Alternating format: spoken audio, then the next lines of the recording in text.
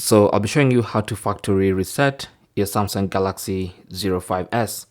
Now a factory reset will wipe away all the user data.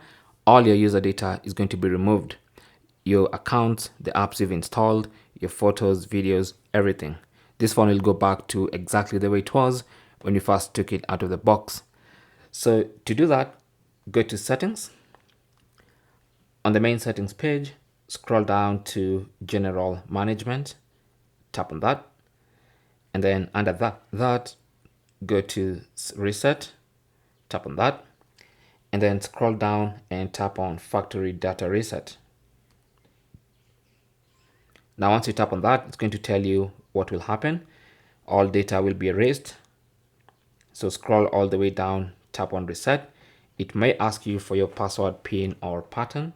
Once you provide, you'll now see the option to delete all, and as soon as you tap on that, your phone is going to perform a factory reset. Now obviously I don't want to do it, but for yourself, if you want to factory reset, just tap on that button and that's going to reset your phone back to factory default settings. In fact, you'll have to set it up afresh like a brand new phone. Thanks for watching. Leave your comments and questions down below, and good luck.